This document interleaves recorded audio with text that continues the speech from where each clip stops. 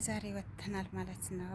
ከቤት ወጥተናል እና እኔ አንተ ሰው ኩሽና የሰው ቤት ነኝ እያልኩኝ ነው የምለቅላችሁ። ላይቭም ሲገባ ምንም ሲገባ ማለት ነው በኩሽና ላይ ነኝ ማለት ነው ሁሌም። እና ዛሬ ደግሞ ወጣ ብለናል ማለት ነው።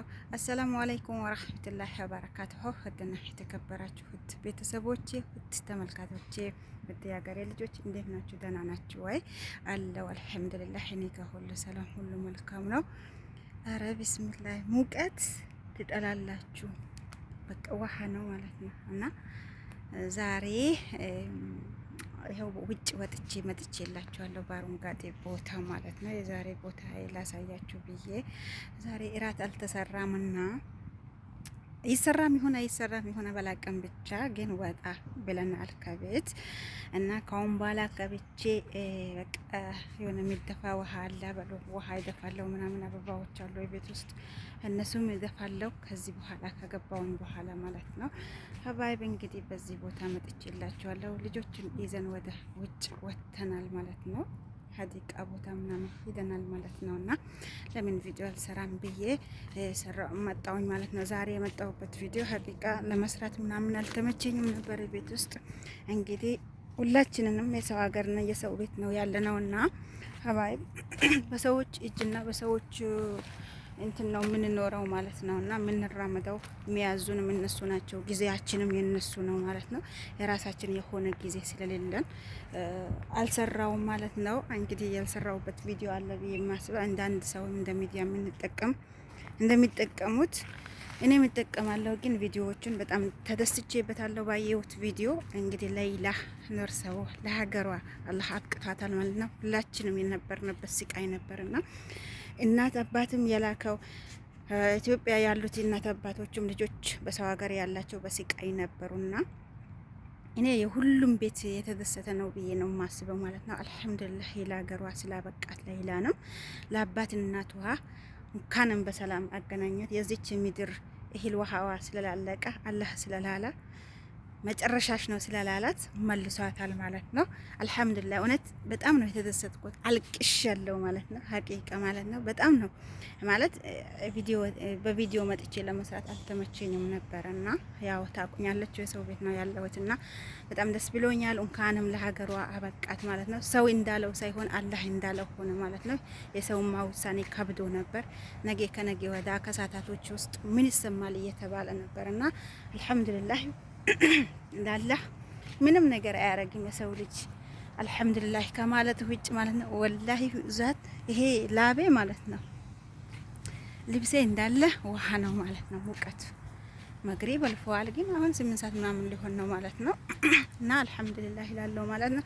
ውድ ቤተሰቦቼ አበረታቱኝ ይላለው። በቅንነት በመልካምነታችሁ ቀጥሉ፣ አበረታቱኝ። የእናንተን ድጋፍ ይፈልጋለሁ። ዩቲዩብ ደግሞ ሀቂቃ ሞቶብኛል ማለት ነው። ሞቶብኛል ሲላችሁ እንቅስቃሴ ምንም የለውም። ራሴ ገድየዋለሁ ማለት ነው ባለማወቅ እና ከእናንተ ድጋፍን ይፈልጋለሁ። አበረታቱኝ። ዩቲዩብን ቻናሌን አበረታቱልኝ፣ አንቀሳቅሱልኝ ይላለው።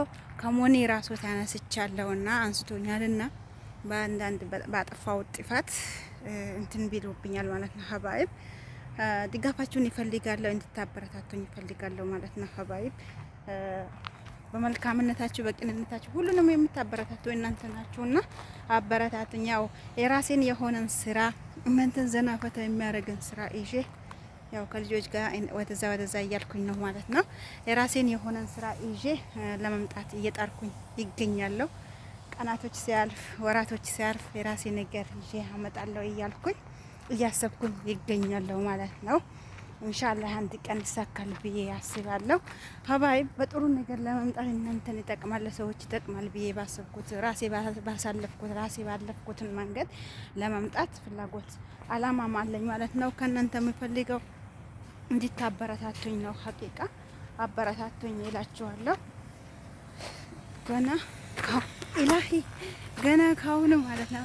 ኧረ ቢስሚላህ ደከመኝ። ገና የምሰራው ስራ አለ ቤት ውስጥ ማለት ነውና አበባዎች ይደፋለሁ ውሃ ምናምን ከዚህ በኋላ ከሄድኩኝ በኋላ ማለት ነው። ሀባይብ ላይክ በማድረግ አበረታቱኝ እላችኋለሁ። ሀባይብ ጥሩ ቪዲዮ በጥሩ ቪዲዮዎች ለመምጣት ዋናው ግን እኔ አላማዬ በሌላ ቪዲዮ ለመስራት ነበር። የኔ ስልኬ ደግሞ ማለት የዩቲዩብ ላይ የሰውን ቪዲዮ ማስገባት ምናምን ነገር ስለማይችል ነው። የሰው ቪዲዮ ማስገባት ስለማልችል ነው ቪዲዮ አላስገባውላችሁ ማለት ነው። ይሄ ቪዲዮ ደግሞ መቼ እንደሚለቀቅ አላቅም ማለት ነው። ያው ሌላ የገባችሁ ከትላንትና ወዳ ነው አልሰራውኝም ማለት ነው ቪዲዮ ብስምላህ አንድ የሰው ቤት እንሄዳለን። ከሰው ቤት 3 ቀን ደርሰን እንመጣለን።